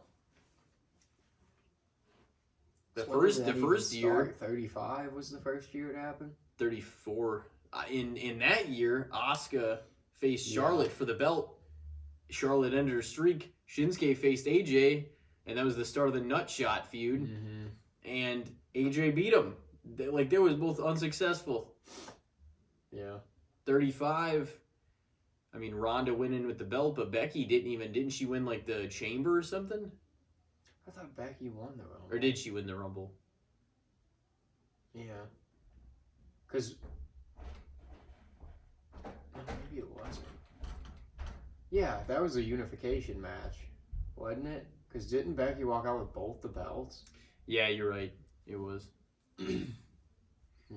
Well, because they wanted to put, the top three draws, the top three, women's wrestlers and both belts, and they're like, okay, this will make for the biggest main event for the women we can have, Great match. Faulty finish. Becky won. She was the right call to have win that match, though. Oh yeah, I mean that was her Mania. Mm-hmm. This one was Cody's. That felt like Becky's Mania. Did Becky win that? Who won the Mania that year? Because it wasn't Charlotte was kind of the one thrown into the match because it was just gonna elevate it. And Ronda walked in with the belt, so she didn't win Mania. Yeah, so I guess so she must have won it. Ronda and Charlotte walked in with the belts, and then Becky was the Rumble winner. Yeah. So yeah, I was gonna say. So Seth actually did take in a lot of ways. This felt like the biggest Mania to me. It felt like the biggest Mania since then. Since 35, for sure. I like 38 a lot too. 38 was great. I mean, Stone Cold being on the card made it. Brought it up. To one of the best of all time already. The number one in the 30s. Stone Cold was on the card. Hey, he main evented another WrestleMania. That's enough for me. He's main evented in 3 different decades. Now, honestly, though, I enjoyed Mania 38 a lot. I know me and Tyler were talking about it the other day, and he was saying that was one that he didn't really care for in the 30s. But I thought 38 was 39 was solid. I thought that was also Cody's return was at 38. I thought 38 and 39 were a lot better than 36. 39 was solid too. I thought they were much better than 36 and 37. Oh yeah, I would agree with that. I think. Yeah, because I liked Mania 30 and 31 a lot. I thought both of those were solid. I thought 32, 33, 34 were weak. I thought 35 was good. I thought 36 and 37 were weak. I thought 38, 39, and 40 were good. Yeah, I don't know. I have my main complaints about 30 and 31. Dude, I loved 31. I think I like 31 more than 30, honestly. Well, I have my disgruntlements about 30 as well. They both felt like they didn't give you something they should have. That was the Rollins cash-in the main event, 31. That was crazy. But what else happened that Mania besides Sting losing? That was the dumbest shit I've ever seen. Yeah, that match was still good, but that was a bummer. But Paige and AJ and the Bellas had actually a decent... That was the first time that I felt like the women were, presented in a decent light at Mania. It was Bray Wyatt and Undertaker. Bray Wyatt and Taker, Cena and Rusev, and that's when Cena won the U.S. belt again and actually had a pretty cool run. I enjoyed his run with the U.S. title then. 32 for sure should have been more than it was. So many injuries. Yeah, that's what it was. That's true. They got to literally, Triple H and Roman were not supposed to be the main event that year. No. No, The Rock and Rowan should have. That should have gone last. Yeah. But yeah, I thought, Shane and Taker, that was fun. It maybe went on about 10 minutes too long, but I enjoyed that match. Yeah, that wasn't too bad. But yeah, there was a stint there. 32, 33, 34. And the 33 had some good moments too. Like, I really liked Shane and AJ's match. The Hardys coming The out Hardys that was coming back. And that was Seth and Triple H were all really good. like the Hardys unexpectedly coming out. It was the biggest pop in WWE in like 10 years at that point. But bro, it was honestly a real like damper to end the Mania on Taker Roman. Mm-hmm. Just because the way that match went, it was like Taker looks like a shell of himself, man. Like, they didn't have the greatest chemistry, I feel like, going into that. Like, just that's a match I haven't rewatched even since then. Just because I'm like, I remember how much I was displeased with it then. Like, I don't feel like I need to rewatch that ever. Like, every Mania season, I do flip back and watch old Manias. Just flip them on and find enjoyment out of them. But yeah, there's certain matches on some Manias where you're like, man, this was built up to be a way bigger thing, and it just did not deliver. I really have not flipped on many whatsoever, like, in the last 10 years. Like, the ones that have happened. But, like, rewatched them after? Yeah, I mean, I've seen some matches over, but I don't know if I've really sat too much and watched some of the Manias over, like, in the last 10 years. Oh, just, like, any of them? I mean, I've seen almost all of them fully at least once. Yeah. But I don't know. I guess some of them have to sit for a while, and then eventually you're kind of like, wow, it's been a long time since I've seen that. I want to, Yeah. I watched the build-up to this Mania. I didn't really watch all these because I was kind of watching them as I was going to sleep. And I would just pick back up where I left off the next night. But I watched 8, 9. Yeah, the best Mania ever, 9. I watched 8, 9, 2000, 25, and 26. I think those are the Manias I've watched this year. But I switch it up every year too. Come Mania season, like next year, I probably won't watch any of them. Oh, 9 and 10. Man, I don't care what anybody says. I thought WrestleMania 26 was fire. I guarantee 26 is better than 25. 25 wasn't bad either. I thought 09 was a fucking atrocious year in a lot of ways. I liked it. Here's the thing though, like, I have a lot of nostalgia for 24, 25, 26 because I fell out watching for a while and I came back watching right after Mania 22, and then I didn't get 23, and the first Mania I convinced my parents to buy me in real time was 24. I thought 23 and 24 from 24 all the way on, I haven't missed a Mania. So I have a lot of nostalgia for like those 3 years because I still remember being a kid and actually having to buy the pay-per-view and watch it in my parents' basement and shit. Because that was before I even really like started hanging out with Tyler and Ethan and them a lot. So like I didn't even watch those with friends. I watched those 3 Manias like as a kid on my own. I just think, I mean, in that, like, I'm not saying there wasn't any good matches. Like, obviously, Shawn and Taker in 25 and 26 were great. But, like, those years, the 09 to 11, like, whenever you have a world title match between Jack Swagger and Alberto Del Rio, that was 29. Was it? Was it 29? You should just admit you created no stars. You don't have either one of those two guys at any point in the world title match at WrestleMania. I thought Del Rio was honestly a good worker. He wasn't charismatic, but he was a good worker. Like, but you can see that actually does make sense. They had Swagger, like, they were really pushing him after he won the Money in the Bank, the last Money in the Bank at Mania at 26. They like tried to skyrocket him to the main event, and that shit did not work. You see where he's at in AEW now, and you're like, I can't believe this guy was the world heavyweight champ. They don't even use him, but that's a lot of people, dude. Yeah. But what Oh, 26 also had Jericho and Edge for the belt. Mm-hmm. It had Oh, that Cena- was the best one out of 25, 26, 27 was easily 26. It had Cena, Batista for the belt. It Taker, had Shawn, Taker, Triple Shawn, H, Sheamus, Like CM 25, Punk, Ray. There was a lot of good matches. 25 was probably a better match, but the stakes were much higher in 26 for Taker and Shawn. 25. And I they would main say was evented. a better match too, but yeah, it was definitely right. You it know. was right to be in the main event. Yeah. I just remember though in my head because I loved Shawn that like once he lost that match and he was like kind of like giving his bows and walking out and saying bye to the crowd and all that stuff, like that's what the show was ending on. But in my head as a kid, I was like, there's no way they're gonna end on this note. Like something's gonna happen.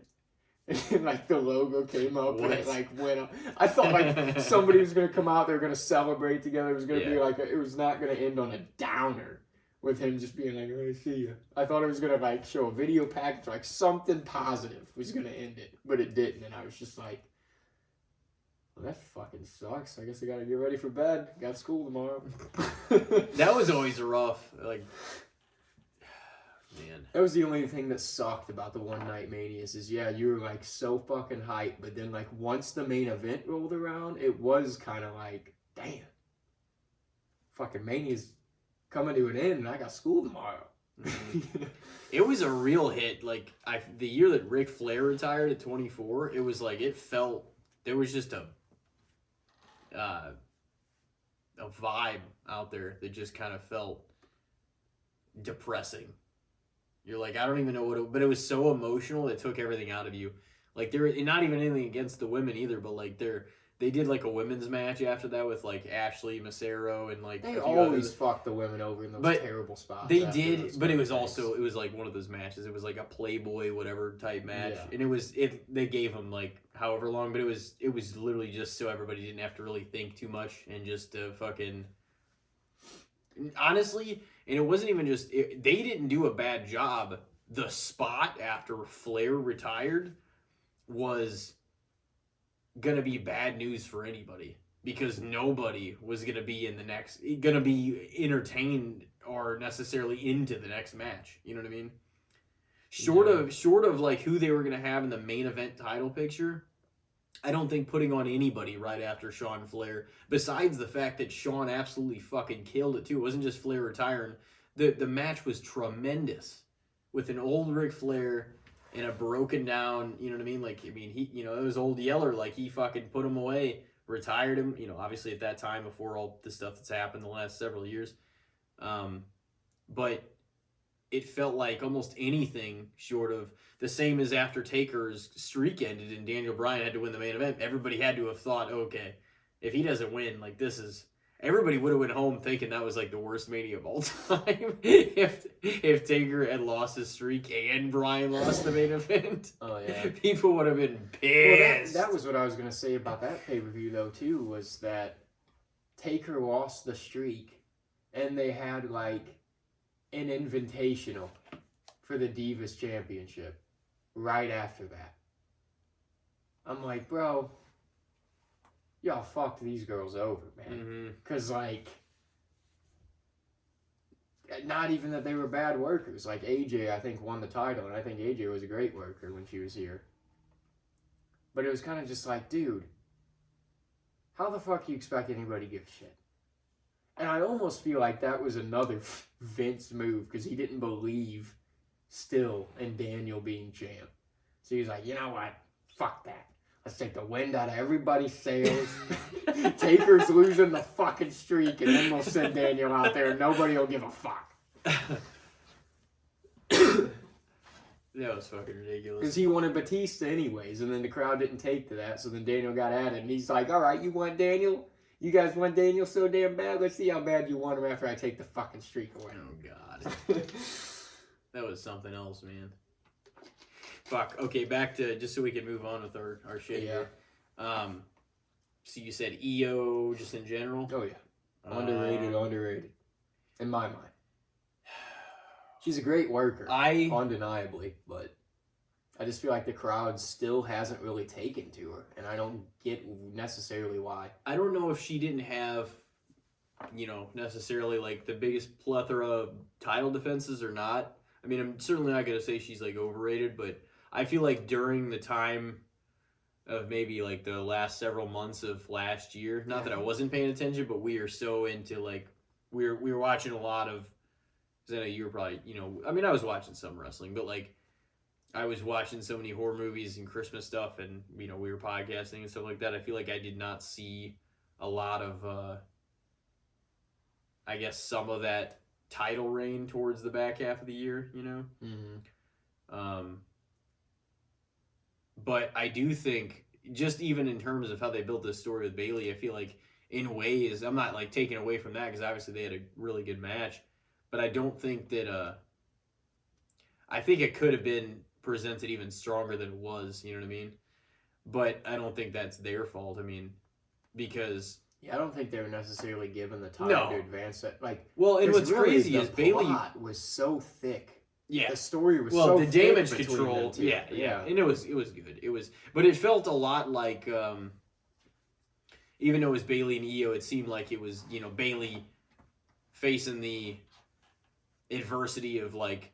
Going against damage control in general, you know what I mean? It felt like it was a huge. That was the build-up. Yeah, I mean, it was literally the WrestleMania build-up was damage control as a unit kicking her ass like every week on SmackDown. And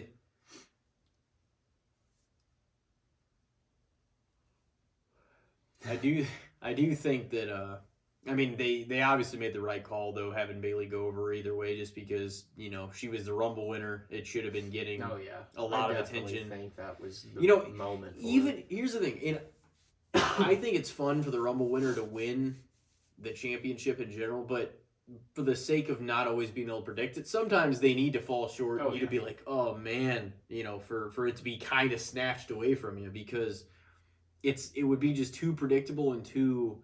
And wouldn't throw you, wouldn't surprise you if a lot of years, like for the men's Rumble, the first for however long, like most of the time they would win. So whatever they did, and it was a big shocker. But I don't think the way to combat that is to have some 6 out of the next 7 years for either one, the women or the men or both of them, to have most of them lose. You know what I mean? Like I don't think that's let's make the ratio a little better. Yeah. But that's just like, I think the majority of the time it's cool for them to go over, but when it's right and when it actually has a future story, like if they're going to get a rematch or if they're going to be pulled into a bigger feud that year with somebody, or there's a reason for it, like I think it really helps tell the story if they like have this build up. I think either way there needs to be enough credible build up behind whoever the Rumble winner is for both of the Rumbles, that you need to believe that they can win. You know what I'm saying? Mm-hmm. Because either way, like why? Because if you're not invested in them, or if they're not over with anybody, then why are you gonna give a shit? You should give a shit whenever they win a 30-person Rumble. Yeah. And they, you know what I'm saying? You should believe that they can win. Doesn't mean that they're going to win, but you should definitely believe that they're a viable threat to win the belt. Yeah, if they're face or heel, you should be like, oh shit. Oh yeah. Because it's like, are they gonna get it done? And sometimes the champion, whoever the champion is just too damn good. They're like, no, you're not. I don't give a fuck that you won this Rumble. You're not taking the belt from me. You know. And there's something to be said about that too, because sometimes there are champions that are credible enough to where like, it don't fucking matter. Like you can defeat 30 people and then face me in WrestleMania, but you're not taking this belt. And that's interesting because it's just like, damn, like, because then it gives all the more. All the momentum is on the side of the Rumble winner. So whenever you have a champion that's staking their claim and not giving a fuck, like not letting anybody take their belt, that's a credible reign more than likely. Yeah. I would probably say fair though, just because I haven't. I mean, she's probably a little underrated.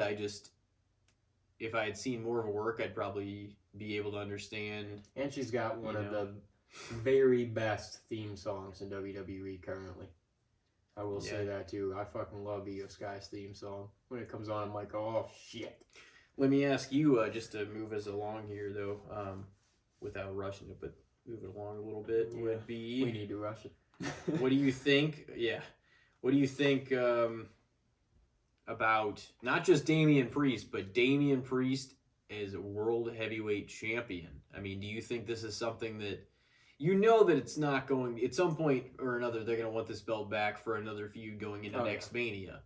And I'm not saying he's going to even hold it for a year, but I mean, is he going to get enough of a range? Do you see it even lasting into the 4 to 6 month range, or falling over under 4 months?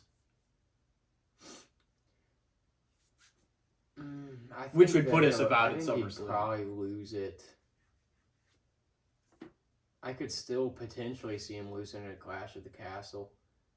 I don't know. It really depends on, which is kind of wild because it doesn't even pertain to him, but I feel like it depends on the health of CM Punk, because if Punk is ready to start competing again here soon, it doesn't even look like Drew's in the title picture currently, because Drew lost the match on Raw to qualify to even face Damian, and Jay took it for Backlash. So that already, I see Damian walking out of Backlash as champ. Yeah, but that sets a good opponent up for Damian to be able to. And I'm not taking anything away from Jay, but that's a match that you did not expect to happen. Over on Raw right now. Like, he's one of the biggest faces on Raw. It's like, who saw that coming? I mean, in God forbid if CM Punk's injury hadn't happened and all this Drew, of all this other stuff hadn't happened, this would not have been happening. But it's kind of interesting because who thought that Damian Priest would be going to the next pay-per-view after Mania with the world title defending against Jey Uso? You know what I mean? Like, that's a spot like they really need to take advantage of, because that's pretty cool. That could still be a great match. Oh yeah. I think though, they could, at this point, I'm kind of up in the air with Damian's title reign. Like, I hope that he gets a good reign, because I like the Judgment Day and I really did want to see him successfully cash in. So that was neat.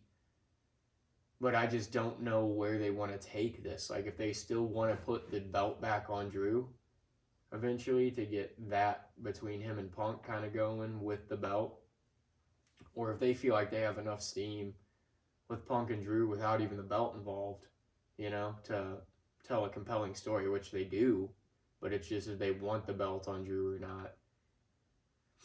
I hope he gets a credible reign. I don't see him necessarily making it past SummerSlam with the belt if he gets that far. I don't either.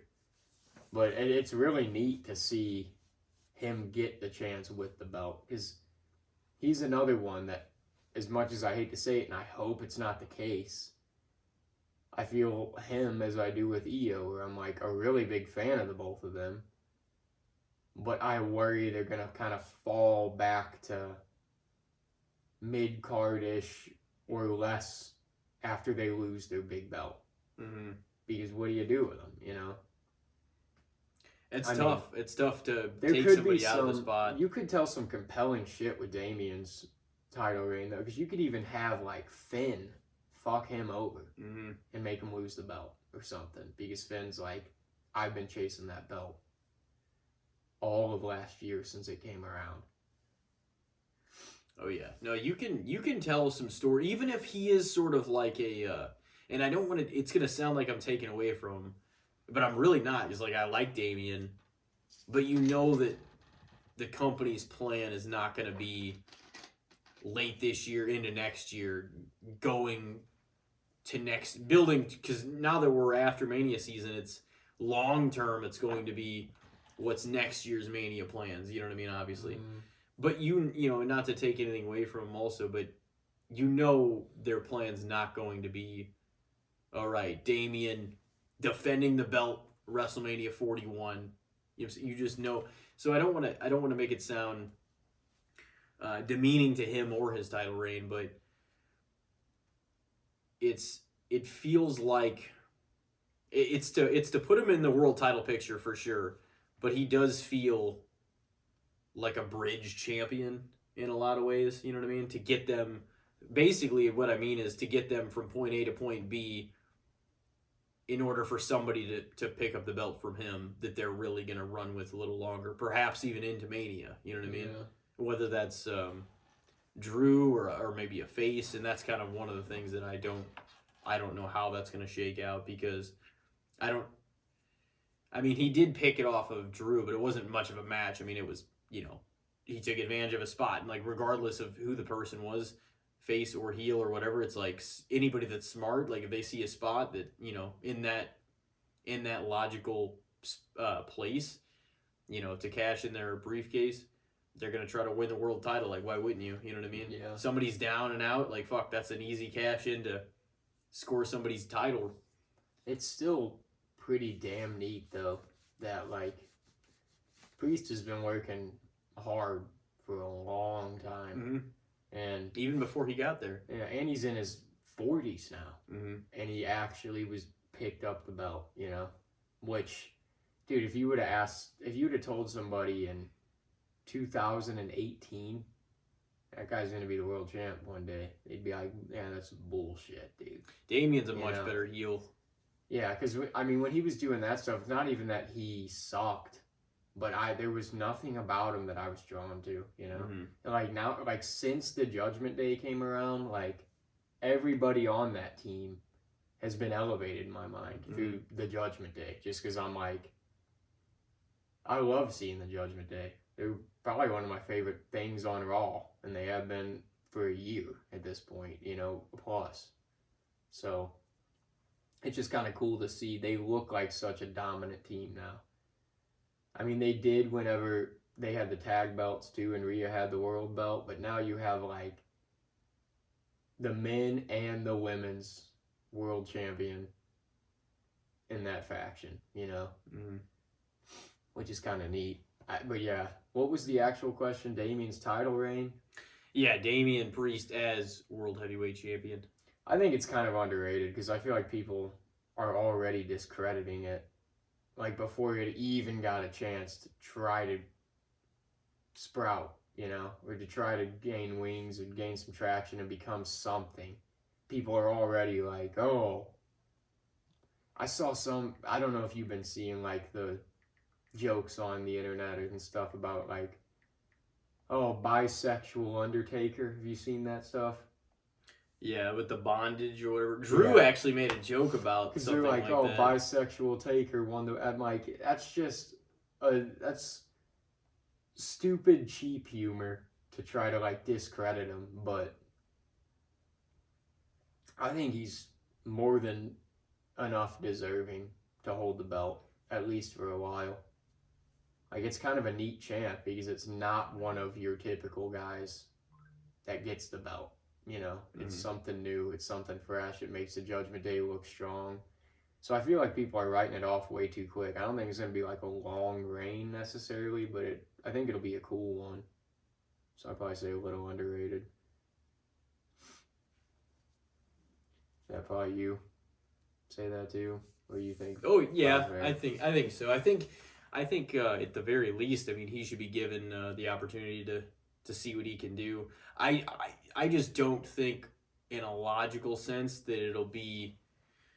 I know he's not the long-term plan because he wasn't the initial plan either, and it's not like we're like, oh shoot, I don't know when these guys will be back. Like, they're going to be back eventually. I mean, Seth will eventually be back. Drew will eventually probably have a more credible reign than 5.5 minutes. You know what I mean? CM Punk will be back. Like, in those guys, not to take anything away from Damien, he's still getting better, and he has gotten better, which is what any good stable would invoke in individuals, is elevating everybody. You know what I mean? Yeah. But either way, it gives him,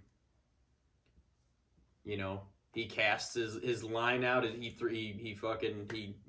makes his shot, and we'll see what he can do with it. I mean, I guess it also depends on how over he gets, not only as like a challenger and as somebody with a briefcase, but as the champion. You know what I mean? Because, I mean, if people stay behind him and people are into it, then they might be like, okay, we might have to revisit this down the line, But I know it's probably not the company's long-term plan. No. But I am curious to see what happens. A pretty big Mania moment, though. They did. Well, I guess we can go from one title reign to another title reign since we're talking Mania. Now that it's officially over, not the big one, but also a very big one. What do you think about Gunther's Intercontinental Championship reign as a whole? Ended at the number of the beast, 666 days. It was great. I mean, he had some hard-hitting, fucking brutal matches, I feel like, with guys. I mean, he beat the piss out of a lot of people. Bro, not Damien, but Damien's still on my mind. Gunther's matches were like, him with the IC belt, he became one of my favorite wrestlers to watch. Just because, like, every match, regardless if it was a Raw or a pay-per-view, there was no damn difference. Literally, I feel like Gunther, like, not that his pay-per-view matches sucked. That's not even what I'm saying, but I just feel like the quality of his matches didn't falter from a Raw to a Backlash. Like, if you were facing Gunther, you were going to get the shit chopped out of you, and you were going to take an ass beating. And it didn't matter if it was on a Monday night or if it was on a Saturday afternoon. Like, he was going to fucking lay it into you. Oh, yeah. The same, regardless. I don't know if anybody, like, had, or even over the course of the last year or two, has had as many consistent, like, well-rounded matches as he's had, like, performance for performance, like, match for match. I don't know if anybody's had better quality matches across the board as he has. Yeah, dude, he's... The last 2 years. Like I said, like, Mania 39, he had one of my favorite matches. Mm-hmm. And not to say that's not taking... Sheamus is one of my favorites ever, too, and Drew's a damn good worker, so it's not saying that they didn't have something to do with that. Mania 40, though, one of my favorite matches. Gunther, like... That's what I mean, he's a lot of pay-per-views throughout 2023, one of the best matches on the card every damn time, you know? Like, like, his character works so well, too, because he doesn't there's nothing flashy about him, you know? Mm-hmm. He's just, like, he comes out, and, like, the mat is sacred. Like, that's literally what he says, you know? It's, like, it's all about the wrestling to him. Like, if you get in the ring with me, you're gonna be in for a fucking fight. See, I feel like we've gotten into this place with WWE it's just like the storylines, everything is hitting like a mark at like the right time with each other, and there's a perfect mix. And you'll probably understand what I mean by this, but like there's a perfect mix of like the stories they're telling, the characters that are compelling, everything is like interesting and hits like is hitting its stride. Aside from obviously some of the people that are hurt, and Roman's got to obviously take time off. Everything's hitting its stride at the same time. The stories are being told are excellent. And like, it's like a perfect combination of everything that was old school that worked mixed with the new school. And it's like, it's all flowing together. You know what I mean? Yeah. It's all like working like with the wave. Nothing is against the grain in an unnatural way. Everything's hit a stride at the same time. And it's like working so well. Because it's a crazy mixture of talent right now in WWE too. Because a lot of the people that are just now starting to get over and are the top guys and girls of the company are in the veteran years of their career. Mm-hmm. And then there's a whole other section of people that are coming up and getting over and getting to the main big spots on the card, and they're young talent. So like the young talent that is flowing in is mixing with the veterans that are just now getting their shot at leading the show, you know? Mm-hmm. It kind of feels like the Ruthless Aggression era when it first started to kick off. Where you had all those vets in the background that were still credible and still could have great matches. And then everybody, like it's getting to the point where like it's becoming a really strong roster. And, I mean, it is a really strong roster, but sometimes there's a difference between, these guys have potential, but between that and actually everybody hitting like their prime at the same time, and some of the vets maybe in the like the back half of their prime or the latter part of their years. But like there seems like there's so many people doing their best shit at the same time right now. Yeah. You know what I mean? And I'm like, this is awesome. Like this is something that's like exciting to watch. So it's like because it doesn't happen that often. I mean, I don't we don't want to sound like complainers or anything like that either, but it's like it's like times like now, like where it feels like there's so many stars that are sort of being made and that are involved in interesting storylines at the same time. It doesn't seem like it happens that often. Sometimes there's like one or two, but it seems like a lot of the different talent that's widespread throughout the company is involved in something good and interesting. You know what I mean? Yeah. So it's like it's it's a very cool time, and like it's going to be really interesting to see what happens with the whole Netflix thing and how that's going to change content and like how stories are going to because that's kind of unprecedented too, like in terms of Netflix is still like king of the streaming services. Yeah. So and that was one. It was for one brand. It was for Raw. Yeah, that's for wild. $5 billion. Yeah, it's kind of neat though because like you were kind of just saying too. I've loved wrestling since I really got into it. Like, and I've stuck around through some not of the best eras, but like there's been points and times within wrestling where it felt like, oh, this is the main of the 2 or 3 main matches that you have on your pay-per-view card.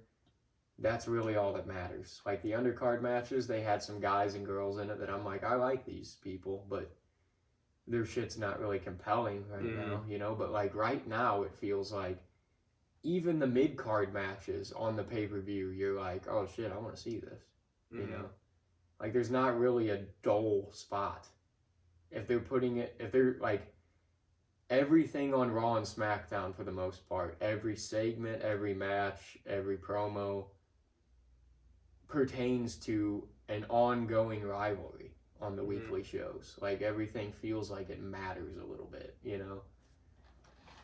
And like I think it was Bischoff that said, like Eric that said, I forget his wording exactly, but like the matches, obviously wrestling is, like the matches are what occurs and everything, but whenever they tell stories outside of the ring, kind of during, you can tell stories obviously in matches, but whenever they tell stories away from each other to build towards the match, like the match should be a result of the story you're telling, and like this is what the story we're telling has led up to, is the match, the culmination of the story. I know, and when Mania is built like that, and you're like, you see whether it's singles, a triple threat, or like a tag, or like whatever, whenever it feels like this is, oh man, like this isn't the same match you saw on Raw 5 times throughout 2023 or 20, whatever, and you're like, oh man, you actually want to see them go at it, like that is a well-told story. You know what I mean? Like whenever you're anticipating what could happen and the possibilities, like that, like it should be a result of the story being told. You know what I mean? It should be a result of the buildup of the characters in their layering and their development, and I feel like that's what we got at WrestleMania 40 in a lot of ways. I mean, there were some matches that were like late thrown together and everything, but it's also to get more talent on the card. It's also to, what I'm saying, it'd be hard to have everybody have the most compelling. I think you can always do a better job, I'm sure, than we all can improve and stuff than sometimes what we end up with. But injuries, there's a lot of things that get in the way, but you also can't just have 14 singles matches on Mania. You know what I mean? You got to be able to get more talent than that on the card. So but it's also too many damn matches. Yeah, it's just, but even if you did like 7 and 7 like per night or whatever, then it's just like, you gotta have some, but you tags, gotta have some triple threats, triple threat, a fatal 4-way, a ladder match with, because that stuff shakes it up too, and it's not the same. There's shit. Always at least there's got to be match on the Mania card that's a hodgepodge of a fuckload of people, and you can tell that it was just because they're like, well, all these guys are pretty big names that had a pretty big part throughout the year, but we got nothing for them. So it's better than leaving them off. Oh yeah. There's like the 6 women tag, the 6 man tags we saw. Like it was cool. I mean, I feel like they did even that 6-pack like ladder match for the tag team belts. Like that got a fuckload of the talent on the card. Yeah, it did. It did. So you think what, underrated or? Would you say fair? I feel like it was pretty praised, but I would say think fair so, too. with a lot of backing. I mean, in the sense that he's- like he's- it never got boring to No. me because he was having incredible matches up until You could the end, easily you know? feel like even with the Sammy match, I picked Sammy to win, but I could still in my head be like, I could see Gunther walking out with this. Like there's still story to tell here. If they want to keep the belt on him, he could have held that thing another year. But he already, in the record books, regardless, is the longest reigning IC champ of all time. And he probably will be for a good minute. I don't see anybody passing him up for a while. I think Triple H just wanted to put all his guys in there and give them all a fucking big run. Like, I think Gunther will probably hold the top spot for Intercontinental title reign for years. Oh yeah. Yeah, I mean, he like, and that's the thing. They gave him the all-time record, and like he fucking annihilated it. You know what I mean? Like it's kind of hard to say. With the way he was dominating, like I said, like I picked Sammy to beat him, but even in my head, I'm like, Gunther could hold this belt another year and it not seem like a crazy thing to do. It's wild because it's not like he's an over-the-top character by any means, but because he's like the main one that carries the type of matches and tells the kind of stories in the ring that he does, it characterizes him all the more because there isn't a lot of guys like that, you know what I mean? That he's so old school, but like he's just smash mouth fucking, like he's gonna chop you and you're gonna fall the fuck down, like, you know what I mean?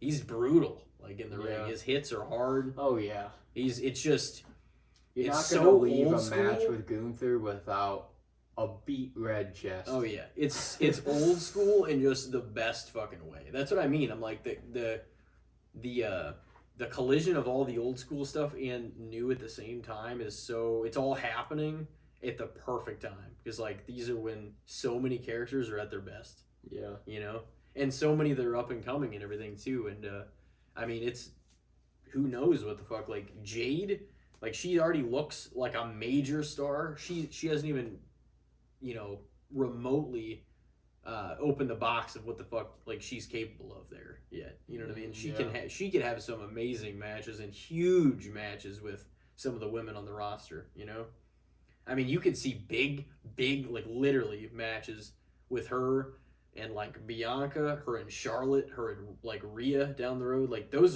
sound like mega matches. You know what I mean? Like down the road, like built the right way, and obviously once Jade has more seasoning in the company. But like, you know, you're definitely gonna see her in like the main event picture for years to come. There's no doubt about it. It's like she has an incredible look. Like, unless she just completely ruins herself in the backstage area, but I don't see her being that kind of person. Heard anything about? I definitely see her being, you know, she's the shiny new toy in WWE. Like she is the next big thing for the women's division. In 2024, I fully expect her to take over. You know, like she'll be a big deal by the end of this year. Oh yeah. You got your last one for me? Yeah, I was kind of just gauging over the Mania card. I was debating what I wanted to roll with here. Okay. Picking Jade. You know, I was almost thinking about it. Yeah. Well, let's just roll with that, just for the sake of saying it. I mean, what do you think about? You know, let's. I might have even thrown her on one a long time ago, but that was obviously in AEW, and circumstances were different. She also didn't have like all the knowledge and talent around her as much, or like some of the, you know, there was talent, but like not anybody all that credible that was going to teach her specifically probably that much. You know what I'm saying? Yeah. There are some women's wrestlers over there that are great, but like at this point though, what do you think of Jade? Let's put it like this. How about to make it a little different? Jade Cargill's potential in WWE. Think it's overrated, underrated, fair? It's definitely not underrated. I wouldn't even say it's overrated though, because no, because she could be. When you look at she her, could main event WrestleMania for sure. So I mean, when you look at her, and she has who she is and her prowess down already. Yeah. Like she knows who Jade Cargill is. Like she walks to the ring, she looks like a Greek goddess. You know what I mean? Like she looks like $1,000,000. She really is exactly what you want for a wrestler. Like if you had your prototype for a women's wrestler, it's Jade. Oh yeah. You know what I mean? But like +1. you she's like you haven't got to really see what that translates like in the ring just yet. But I mean, at this point, she's gotten trained by Bryan Danielson and Shawn Michaels. Like she's got to know some shit. Yeah. You know, like she's got trained by two of the best, arguably ever. And you gotta, in somebody like of her stature too, you kind of have to. You can't just necessarily throw her in there to have like regular matches. Like she can be presented as like maybe not in the same limelight as the way we were talking about Brock earlier. I mean, you could build up to something like that, but she's almost got to be. She's got to be but she's got to get the seasoning first. Yeah. That's her thing, because she's like she already has the capabilities to, but she's got to like. You need to make seeing her like a spectacle, and like then it'll just like you can get a lot out of a little. You know what I mean? The less is more. That's exactly what that means. Like you can do so much for her just by booking her against the right opponents at the right time and not overexposing her, especially like I could even see in her weaknesses or so. I mean, if she has any, but you can't. You know what I'm saying? You want to like maximize the things that you know how to utilize, like. In what she can do in the ring and build towards these huge matches that she can have. Yeah, I see them kind of starting her out with like a Ryback run, how he had in the beginning of the company, like just feeding her opponents. I think it's kind of giving her sort of not necessarily just local talent squash matches, but like kind of giving her squash matches for no better term, like for the first couple months that she's part of the weekly or bi-weekly show on SmackDown or Raw. Well, SmackDown currently, but like just so the crowd's like, oh, this girl is an ass kicker, you know, and then she could jump into something. She could even, her and Bianca and Naomi could even be kind of a clique for a little bit, and then she turns on them or they turn on her or something, because I mean, if they could hold it off till even SummerSlam, Bianca and Jade could be a huge match to have. And that's a match, like, they need to do more of this with women. Like, they need to have more matches that are strictly rivalry matches. Like, not for a belt. Yeah, I agree. Not for anything like, and Jade and Bianca, you could do that with. Like, you already have them as a clique. Like, the story's writing itself. Just have her turn on her one week or have her leave her in the middle of the... I feel like Jade would be the one to have to turn on Bianca. I don't see Bianca going heel. But I mean, that's a hell of a match. That's the thing, though, is like they could be a little envious. It's a natural storyline for either her or Naomi or just even both of them to be a little envious that she's getting such a limelight spot this quickly. You know what I mean? Yeah. Where it took them a lot of scratching and clawing and, you know, leaving and winning main events and everything to get there. But I could also see the other side where it's Jade that's like, enough of this happy, smiley bullshit, you know, for the fans. Like, I didn't come here for this. I came here to take this division over, and y'all are holding me the fuck back. I think it's more important for Jade to be seen every week than like for her to wrestle a match every week. Like I think her having a match on every Raw or every, I'm not saying she should only work every 3 months. I'm just saying, like, I think putting her on every single show to have a match would just overexpose her, especially, like, you know what I'm saying? But I think seeing her definitely would be beneficial, because then you know, you have her in mind, like, constantly, like, people are, you know, and she's getting her work in, she's, you know, building herself as a character and everything like that. But then you kind of you should present somebody like her, like, as a spectacle to watch, like, whenever she's out there, you know what I mean? But I don't necessarily think, like, oh, you know, she needs to go 100-0 and have fucking Have 5 matches female on Goldberg. Yeah, and I mean she kind of already did that over there. Oh yeah.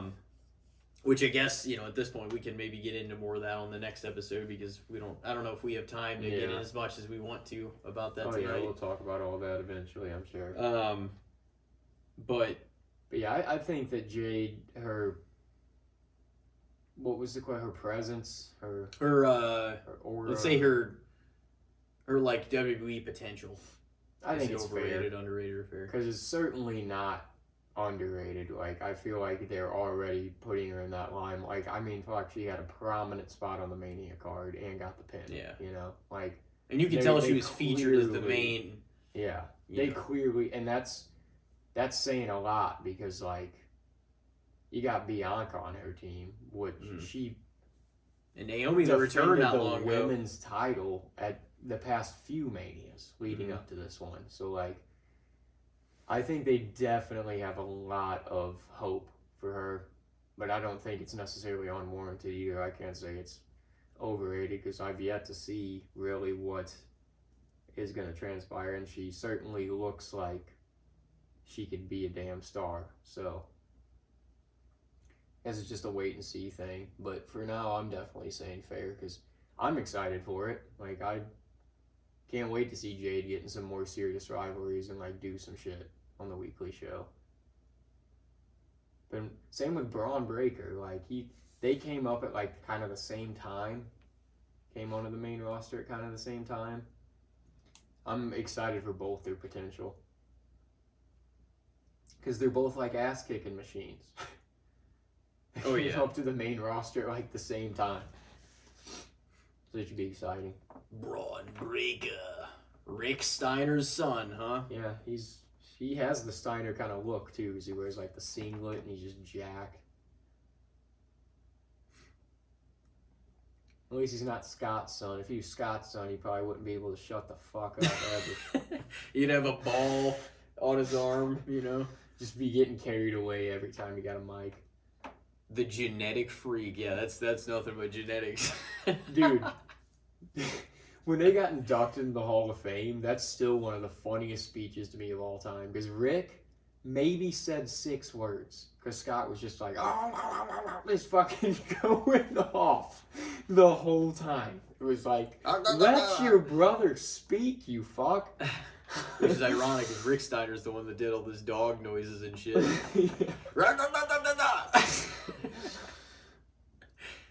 Even Rick's face during that speech, he was just like shaking his head and rolling his eyes. Like, he knows his brother's a fucking maniac. Oh, yeah. But no, he's got some fucking potential, too, for sure. Yeah.